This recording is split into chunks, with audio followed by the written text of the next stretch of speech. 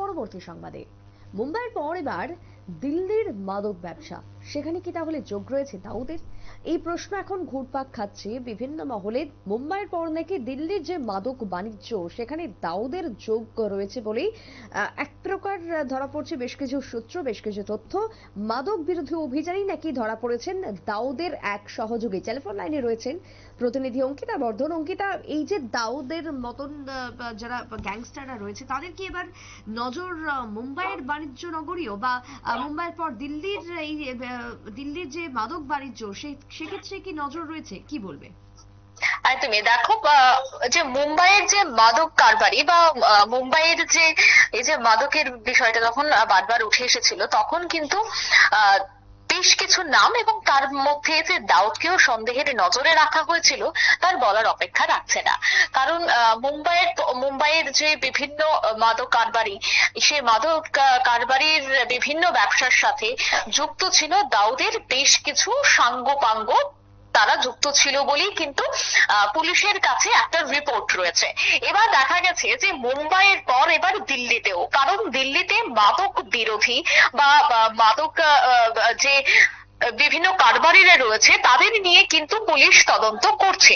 আর তাদের নিয়ে পুলিশ তদন্ত করতেই রীতিমতো যে কয়েকটা নাম উঠে এসেছে, সেই নামগুলির মধ্যে একটা হচ্ছে দাউদের একেবারে ঘনিষ্ঠ, এবং তার নাম কিন্তু উঠে আসার পর আবারও পুলিশ তদন্ত শুরু করেছে। পুলিশের যে প্রাথমিক ধারণা যে সে দাউদের একেবারে কাছের লোক, তাই সেক্ষেত্রে দাউদও কিন্তু সেখানে যুক্ত থাকতে পারে, এমনটাই কিন্তু এখনো পর্যন্ত পুলিশের প্রাথমিক ধারণা।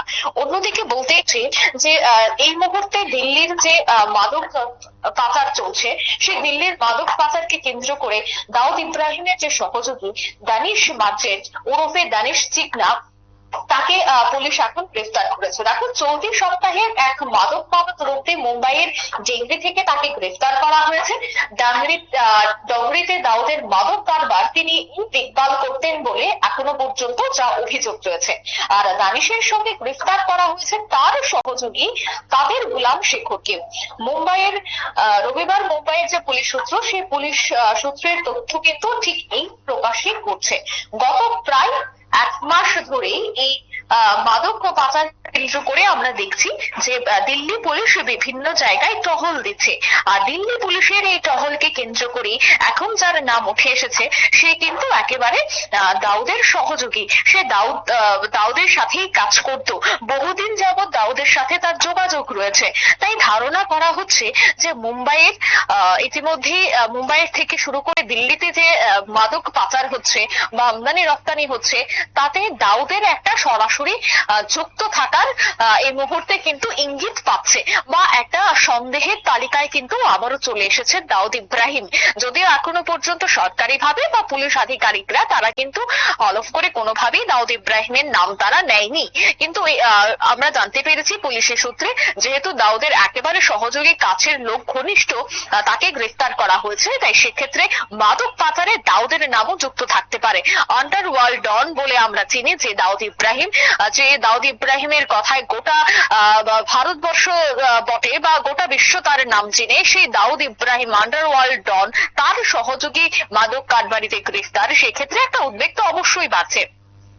অন্যদিকে এই সহযোগীকে গ্রেফতারকে কেন্দ্র করে যে জেরা চলছে, সেই জেরায় পুলিশ জানার চেষ্টা করছে যে সে কোন জায়গা থেকে কোন জায়গায় সেই জিনিস সাপ্লাই করত এবং কোন জায়গা থেকে সে এই জিনিসগুলো আনতো বেআইনি ভাবে, তার কাছে কোন ধরনের কাগজপত্র রয়েছে কিনা নাকি সম্পূর্ণটাই বেআইনি, সমস্তটা বিষয়ে কিন্তু তদন্ত করে দেখছে। কারণ ইদানিং কালে দেখা গেছে যে দিল্লির বেশ কয়েকটি জায়গায় মাদক কারবারিদের রমরমা, আর এই মাদক কারবারিদের রমরমা থামাতেই দিল্লি পুলিশ বিভিন্ন জায়গায় তল্লাশি চালায়।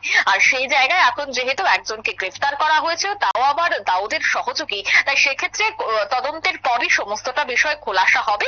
তার সাথে দাউদের অন্য কোনো সহযোগীরা যুক্ত রয়েছে কিনা, বা বাইরে থেকে বসে অর্থাৎ বিদেশ থেকে বসে দেশে বিভিন্ন মাদক পাচারে সাহায্য করা হচ্ছে কিনা, সমস্তটা বিষয় কিন্তু পুলিশ তদন্তেই বেরিয়ে আসবে। সুপ্রীতি।